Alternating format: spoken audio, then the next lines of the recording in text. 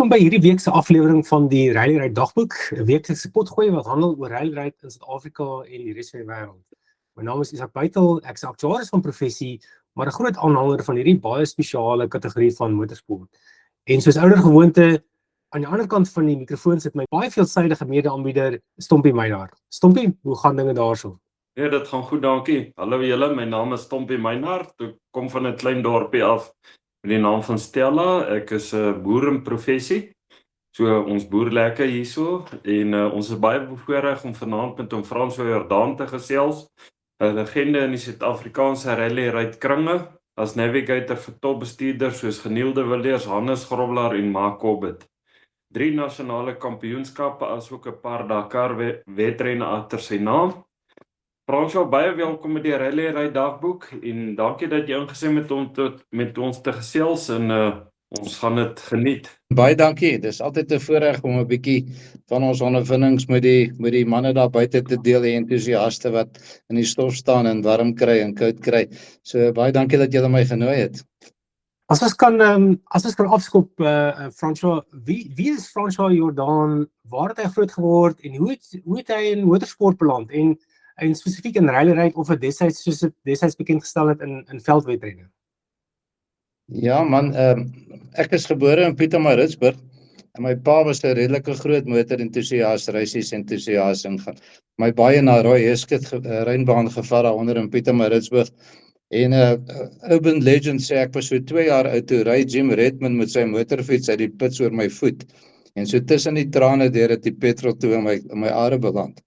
So 'n bietjie agtergrond en ons het maar altyd, my pa was 'n bosbouer en het Vrystaat gewerk en die tydrenne, die total tydrenne het baie kere deur die bosse gekom hier in Sabie se omgewing waar ons toe nou gewoon het en so die ding maar gebyt en hierso in 1978 toe werk ek in Swaziland en een of ander rede gryp ek toe 'n firma bakkie en ons begin hulle noem dit daai tyd 'n regularity rally ry en ons wen die klas ons die eerste ouens wat gery het se bekertjie, ek het hom nou nog en dis maar hoe die ding begin het. So ek woon in Wildernis, ander in die Kaap en my kantoor is hier bo in Pretoria, maar ek het 'n goeie span mense wat hier vir my werk. So ek kom nie so baie hiernatoe nie, maar dit is lekker om hier bo te kom en die maats ook te sien. Ag nee, fantasties. En as ek kan teruggaan na daardie eerste dae, miskien nou na die motorfiets nou sy merk op jou voet gelaat het, op watter stadium het jy besef, okay, maar hierdie is iets wat ek wat ek 'n belangstelling het en dit is wat ek wil doen. En miskien ook sommer direk, was jy ook eers 'n bestuurder gewees of was navigator skap aanvanklik baie aantreklik vir jou gewees? Ek was op Nelspruit op skool en die total tydren het altyd daar deurgekom.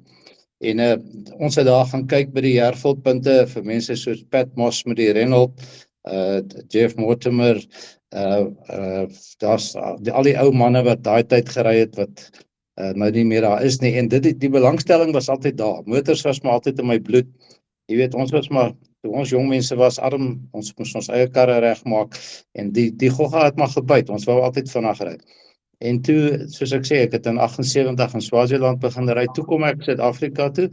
Hier kom werk en toe het ek 'n Datsun, soos hulle sê, P510 SSS gekoop en my ou skoolmaat Johan Sieling gaan haal. Hy's 'n ingenieur en hy's baie slim met syfers en met karre. Hy het altyd ons motorfietsse vir ons getune en ek het vir hom gesê, kom, jy moet navigeer, ek wil bietjie ry. En toe het ons begin op die stiptydsrenne of die regularity rally soos hulle daai tyd gesê het. En dit was baie lekker. Ons was so 80 inskrywings op 'n slag. En toe ons die eerste jaar ry, toe sê ek vir hom, ons kan hierdie ding wen. Ons ry toe teen ouens soos Bob Hardy en Richard Leek, wat baie slimmer as ons was, maar ons kom toe daai jaar 6de op die kampioenskap, en toe sê ek vir hom, dis lekker, maar ons wil nou eintlik vinnig begin ry.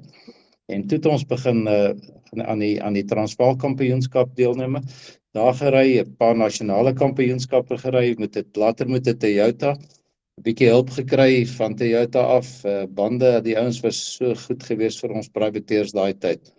En toe het ek my arm baie sleg gebreek in 'n padmotorongeluk. Kon toe vir 'n lang tyd nie 'n kar ry nie. En toe ek net die eerste keer weer daar reg kom, toe ry ek 'n Transvaal Kampioenskap tydren. En ons en Jan Hetema is besig om goed mekaar te jaag en ek is voor en daar begin my kar misfire en ek kry 'n papwiel en ek kan nie met my swak arm die wiel verander nie. En toe ek daar uitkom, soos ons in Afrikaans sê, ek's gatvol. Toe verkoop ek die kar en ek besluit ek gaan navigeer, voltyds navigeer. En dis maar ook in die soos hulle sê in die navigasie sitplek beland het. François, sê vir my, as jy nou daai tyd se tydrenne kan vergelyk met die rally ry met die off-road, hoe het jy dit ervaar? Kyk, as ons moet teruggaan, ons praat daarom nou van amper 40 jaar terug. Daai tyd het ons met die kar wat jy maandag mee werk toe gery het jy Saterdag 'n tydren gekon ry. Jy kon nie werk teen Sarel en Jeff en Hannes meeding met jou privaat kar nie, maar jy kon 'n goeie tydren ry met min geld en jy kon die kar self voorberei maar as jy nou kyk waar ons vandag trek, nie net met tydrenne nie, maar ook met die rally ry, dit is totaal dan 'n ander klas. En toe ons begin het met die off-road, soos ons dit nou maar genoem het daai tyd, dit was nog nie rally ry nie. Toe die ouens met F250 bakkies, Land Cruisers, gewone Toyota bakkies, daar was 'n klas D gewees wat jy met 'n standaard bakkie gery het, net vir hom ander skopbrekers ingesit. Ek bedoel jy gaan vandag nêrens kom as jy dit doen nie. Dit is totaal op 'n ander vlak. Dis eintlik jammer want off-roads of rally rides soos dit nou bekend staan, was eintlik maar 'n boeresport, as ek dit so mag noem. Dit was vir ouens wat op die platteland met dieselfde bakkie wat hy springhase geskiet het hy ook die tydren gery. Julle wat daar in Stella bly, julle ken die manne daar. Piet Haasbroek hulle daar van Stella. Hulle het sommer met die bakkie wat hulle op die plaas mee rondgejaag het in 'n tydren kom ry en ek dink 1 jaar dat hulle die klas gewen, klas E as ek reg onthou. So dit is heeltemal verskillend van vandag. Dit is hoekom ons daai tyd 80 inskrywings gehad het en vandag is die manne gelukkig as hulle 25 het. Dit is net eenvoudig op 'n ander heeltemal in 'n ander finansiële klas. Ja, dis baie waar. As ons kan kyk na jy het vinnig opslag gemaak in veldryding of off-road wat nou vandag bekend staan as rally ride. 2001 het jy saam met Geniel de Villiers jou eerste Suid-Afrikaanse rally ride kampioenskap verower. So ek skat 'n vraag is hoe het dit gekom dat jy en Geniel bymekaar opgeëindig het en uiteindelik saam deelgeneem aan die kampioenskap en toe baie suksesvol was? Maar die veldrenne was nog altyd vir my 'n interessante ding en toe ek vir Roelof Vekken genavigeer het in die Toyota span, toe het ons altyd gedink ons moet dit ook gaan ry want AP Reyneke ry toe in die Toyota span en daar was sprake dat ons toe nou 'n bakkie gaan ry. Louis Kloete het toe die bakkie later gaan ry op die veldrenne. So ek het altyd belang gestel daarin en toe in 2000 toe kry ek eendag 'n oproep van Enzo Kien wat 'n bakkie gekry het by Mercedes wat toe hulle die Colt agentskappe gehad. En Enzo sê vir my hy het Naas Leroux was op daai stadium in beheer van die projek en hy het vir Enzo 'n bakkie geoffer. En Enzo bel my toe en ek sê maar hoekom kry jy nie 'n meer ervare ou nie? Hy sê nee, dan gaan die ou my wil leer hoe om te bestuur in die veld. So ons weet albei niks nie, kom ons gaan leer saam. Toe ry ons daai jaar saam in die Colt en dit was eintlik 'n baie lekker jaar gewees. Die bakkie was verskriklik hard, ek het my niere uitgestamp. En ek het eintlik toe ons daar klaar is, toe sê ek baie dankie, ek het die T-shirt. Ek's nou klaar hiermee. En toe uit die bloute uit, toe bel Glenn Hall my. En hy sê toe vir my, Janiel het daai tyd sy kontrak verloor of hulle het eintlik opgehou om die sedankarre te ry. En Janiel het toe nou die Nissan Sentras op die baan gery. En toe sit hulle hom in 'n bakkie en hy het so 2 of 3 tydrenne gery met die bakkie saam met Hannes hulle. En Piet Swanepoel het vir hom genavigeer, maar Piet, baie goeie vriend van my gewees, ook nou ongelukkig oorlede. Maar as Janiel toe 'n papwiel kry, dan sê hy jy die wielpap gery, jy moet hom regmaak, dan klim hy nie uit nie. En Janiel het nou nie baie daarvan gehou nie. Toe sê hy vir my, hy soek hy 'n ander navigator. En toe Glenn my bel en hy sê, wil jy kom saam ry? Toe sê ek, weet jy Glenn, ek weet eintlik nie, ek het die T-shirt. Toe sê hy, maar kom net eendag saam Gerotech toe. Ek is toe bo in Matlabas met 'n werkery besig en ek sê wag vir my. En toe ek daar aankom by Gerotech, toe het hulle klaar die bakkies opgelaai en hulle is op pad uit, maar hulle laai toe weer af. En toe ek daai eerste 3 kilo saam met hom ry, toe sê ek vir my, jy gaan sukkel om my hier uit te kry. Toe was ek 7 jaar in hy span en dit was baie lekker jare. So dis maar hoe ek in die span beland het, ja. En dit was die begin van daai oplewing, daai verskriklike groot dominante tydperk van die Nissan Hardbody in Suid-Afrikaanse veldrenne en rallyrijdkringe gewees.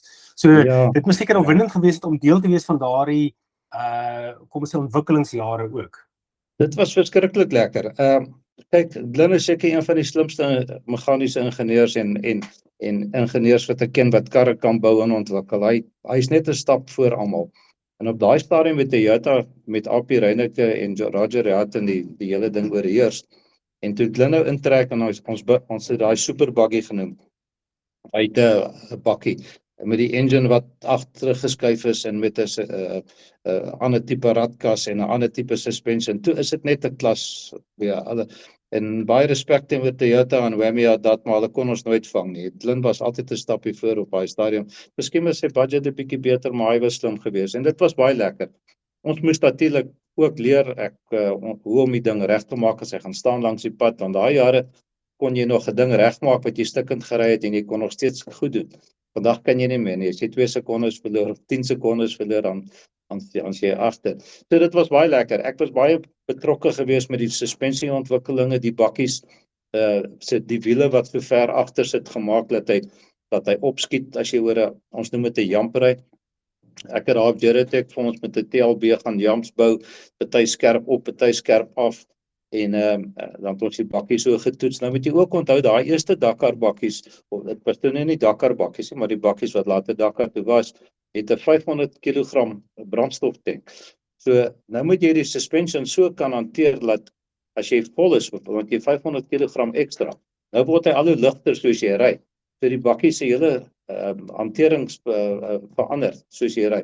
So nie net moet die hantering reg wees nie, die bestuurders moet ook weet hoe om dit te implementeer. So dit was baie lekker jare. Ek het seker 2000 km op Geratech saam met verskillende bestuurders, saam met Hannes, saam met Janiel almal gery. En dan Glenn my indrukke gevra en hulle maak byvoorbeeld stabiliseerstaaf agter los. Maar hy sê nie vir die bestuurder nie, sê ook nie vir my nie. Dan moet ons voel wat maak die bakkie. En hy het in Glenn staan heeltyd met 'n stopwatch. So ja, ek het dit baie geniet. Daai ontwikkelingsjare was fantasties. Ek was baie bly ek is deel daarvan.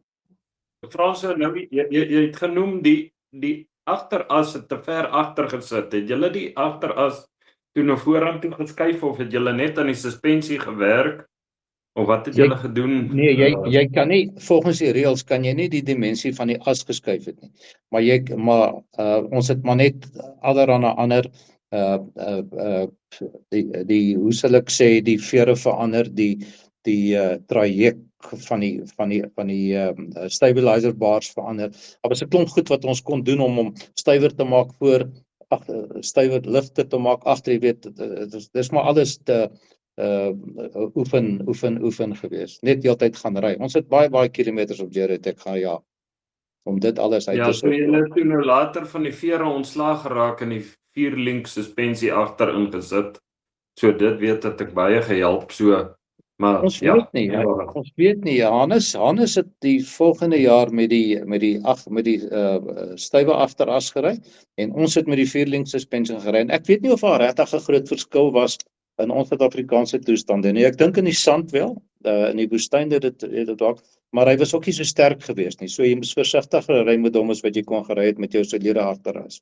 Okay. En as ek kan bietjie as ons 'n bietjie kan kyk na daai so baie suksesvol in die Suid-Afrikaanse reeks, maar was dit altyd die oogmerk geweest die langer termyn prentjie om Dakar toe te gaan? Was dit toe reeds deel van die Nissan projek gewees om met die oogmerk op Dakar? En hoe was dit dan gewees die balans tussen ontwikkeling van die motor terwyl jy nog kompeterend wil wees plaaslik, maar met 'n langer termyn visie? Ek dink Glenn het altyd sy oog op die Dakar gehad. Toe ons in 2000 die kampioenskap wen, toe kry ons vir 'n prys of ek sal dit nie 'n prys noem nie, maar vir 'n pat op die back. Toe vat Mike ons oor Frankryk toe om na die Dakar te gaan kyk. Dit ons 2001 se Dakar het ons gaan kyk. Dit was ek en Hannes en Janiel en Mike, wie was nog daar gewees? En Richard Leek natuurlik, ja. En toe het ons gaan kyk na die Dakar En die bestuurder van Nissan in Europa, wat sy kerel met die naam van Alec Poole, baie oulike kerel, ek is vandag nog met hom vriende, en hy vat ons toe van Parys af, ons was by FAI se hoofkantoor gewees, klomp goed gedoen, toe vat hy ons na Attar toe, dit was waar die rustdag was, in die middel van Marokko, en toe ons daar so staan, en die ouens jaag so verby, Toe's ons 2 karre oor so toe, Gregoire de Mayfees en Pieter Hansel ry toe met my en ons kar en Hannes se kar op die dak daai jaar. Hulle het nie so baie goed gedoen nie, daar was allerlei probleme, maar dit was die begin gewees. Want op daai stadium was ons karre tegnologies baie beter as die plaaslike karre wat in Frankryk voorberei was. En toe ons so staan en kyk, toe sê ek Glyn, en ek het nou eendag weer vir hom dit genoem, toe kyk hy so ver in die verte en hy sê, this is the race I want to win one day. En hy het dit toe reg gekry. So ek dink dit was heeltyd nog sy doel gewees van daai tyd af. En toe ons nou terugkom die volgende jaar, toe ek en Janiel het nou daai jaar die kampioenskap gewen, die volgende jaar was dit totale fiasco. Ons het toetskonyn. Ons het allerhande koppelaarstelsels getoets, ons het ander suspensions getoets. Ek dink ons het drie tydrenne klaar gemaak daai jaar. Maar ons was die proefkonyn. So die jaar daarna, toe was die bakkie pyk gewees. En toe Janiel ook baie goed gedoen op die Dakar daarna met hy. Ja, dit is ongelooflik gewees om deel te wees van daardie beginjare en dan ook die dinge te sien deur fantastiese ingenieurs soos Glyn Hall. En hy het natuurlik sy droom bewaarheid. Wat is die, kom ons sê, die status van iemand soos Glyn op daardie stadium met die Dakar? Was mense bekend met hom gewees of was dit 'n begin van hier is ook iemand wat gaan probeer, maar vinnig agtergekom dat daar's 'n fenominale talent agter dit alles? Nee, ek dink Glyn was al redelik bekend gewees as 'n ontwikkelingsingenieur en as iemand wat karre kan bou, want hy kom toe daarom uit tydrenne uit, hy het in sy jare Fords gery, hy het ontwikkel, later van jare die Nissan Sentras wat baie suksesvol op die baan was. Hulle die groot manne met die groot geldpak gegee. So Glyn was bekend, maar nog nie in die veldrenne nie of die rally rides nie. En toe ons nou daar aan die eerste Dakar kom en hy gaan die volgende jaar met Janiel so en toe was dit 'n baie groot verrassing vir die manne. Ek dink Janiel het 50 gekom daai jaar. So toe die oë begin fokus op Nissan Suid-Afrika en op Glyn. Ja, fantasties. Miskien voor ons nou oorskakel na jou eie Dakar ervaring toe, net terug op die plaaslike bodem. Jy het ook nou gewissel tussen Janiel en Hannes Grobler. Hoe verskillend is dit vir 'n navigator om so tussen 2 topklas bestuurders te skuif en hoe maklik is die aanpassing vir jouself en ook vir die bestuurders? Kijk, ek dink as 'n mens gemaklik is in die kar, is dit baie maklik. Jy met jou elke bestuurder wil jy moet so 'n bietjie anderster gesels. Party wil jy moet harder praat, party wil jy moet korter praat, party wil jy moet minder praat. Ek het baie ondervinding gehad in tydrenmotors. Ek het vir van die topbestuurders op die land ongelukkig nooit vir Sarel nie, maar ek het vir Jan Hette mag genavigeer. Ek het vir Leon Botha, vir Rudolf Pecken, Mac McKenzie, Frank Linderman, noem hulle maar. Ek was omtrent in almal se karre gewees. So en so Keen, ek het baie ondervinding gehad hoe om met ouens jy kom vinnig agter hoe wil 'n ou hê, sy sê by 80 is hy rustig. So jou grootste ding is maar om die bestuurder om by hom aan te pas. Ek dink nie hy wil eintlik by jou aanpas nie. So tussen Hannes en Janiel het nog nooit 'n navigator gehad. Janiel het op daai stadium nog net 3 keer in 'n kar gery wat iemand vir hom sê waar moet hy ry. En toe ry ons die eerste tydren en ek sien maar hy verstaan nie mooi wat ek vir hom sê nie. Jy weet jy tel hom af na 'n instruksie toe, maar hy verstaan nie mooi wat jy vir hom sê nie. Toe gaan ry ons, toe sê ek vir Glyn, ons moet 'n tydren gaan ry, 'n behoorlike kar tydren wat daar baie instruksies is. En toe gaan ry ons die total tydren wat 3 dae lank was. En daai tyd kon jy 'n vooraf roete gaan kyk. Toe maak ons nou wat hulle noem in Engels pace notes, roete notas. En ons het so 'n paar notas gemaak en ons kom daar in Swaziland in Piet Retief se wêreld. Kom ons in die bos in. En ek sê vir hom, jong man, stop nou eers gou hierso. Jy moet nou hier vir my mooi luister. Ons gaan nou hier van hierdie harde pad in 'n plantasie inry. As as jy nie vir my luister en afslek, dan gaan ons op daai dennenaalde gly en ons gaan in daai boom vasry. En jy wil my nou nie glo nie, toe ons die tydren ry toe gebeur presies dit. En Janiel praat nooit baie in die kar nie, maar hy het net so met groot oë vir my gekyk en hy het so 'n kragwoordjie gelos en hy het gesê, lyk my ek moet luister. En dit was toe die begin van 'n baie goeie verhouding tussen ons. Ons het eintlik baie goed oor die weg gekom. Ja, anders weer aan die ander kant kan jy niks, anders, jy enige ou kan van anders in die kar klim en anders is net anders, jy weet, hy is 'n verskriklike goeie bestuurder, hy is baie aanpasbaar. Hy is seker een van die ouens wat die meeste aanpasbaar is by enige omstandighede, of dit nou modder of klippe of wat ook al is. Ons het, as ek julle so vinnig 'n storieetjie kan vertel, ons ry op die Botswana tydren en ons is voor. Nee, ons het 'n papwiel gehad en daar so 6 karre by ons verby. En ons kom deur so 'n klein dorpie en daar moet ons regstraai. En Hannes sê hier's nie spore nie. Ek sê vir hom, Hannes, dis waar ons moet draai. Hannes glo my, gat ons. Toe die ouens voor ons almal verkeerd gery. En ons kom op 'n verskriklike ek was maar net gelukkig. En ons kom op 'n verskriklike klipperige stuk af. Nou, die moeilikste ding om vir 'n navigator te doen is om vir die bestuurder te sê ek dink jy ry te stadig. Want jy wil mos vinnig ry. En Hannes kruip en so in tweede rad tussen die klippe deur. Nou wil ek vir hom sê, Hannes, dink jy ons pace is reg? Maar jy moet nou diplomaties wees. En hier kom Gary Bertolt by ons verby en hier kom Macronie by ons verby en ek kan nie onthou na 3 karre by ons verby gekom. Toe sê Hannes, moenie worry nie. Ons gaan hulle nou vang. En sy woorde was nog nie koud nie. Toe staan hulle almal met papwiele, toe is ons weer voor. Ja, fantastiese aanvoeling. Ja. So die verskil tussen die twee was nie vir my moeilik geweest nie. As ons bietjie kan gesels oor die Dakar Rally. Ja, soos jy genoem het, jy eerste keer in daai Nissan Hardbody klim, jy sê hier kry jy my nie uit nie. Weet jy dit jou na baie goeie en ongelooflike plekke geneem, insluitende die Dakar Rally wat jy in 2004 saam met Geniel de Villiers gedoen het in daai einste Nissan Hardbody. As ek so vinnig kan kyk na, dit was 'n ongelooflike wedren geweest. Julle het die 3de sneltraject gewen. Julle was onder die top 3 vir 6 van die 17 sneltrajecte. Julle was die voorste en die enigste Nissan fabriekspan onder die top 10. Dit moes ouens laat regop sit het. Weet, as hulle nog nie dit gedoen het nie, na daardie wedren moes hulle regop sit het en gekyk het na hierdie span. Ja, ek moet sê, die ding het baie vinnig op my afgekom. Ek sou saam met Hannes in die daai groot voertuig agter jou rug gery het as jy backup. En toe maar Janiel het nie op daai stadium 'n navigator gehad wat saam met hom wat hulle kon kontrakteer vir hom nie. Toe gaan toets ons die Evo kar, daai plat Nissan wat ons gery het in 2004.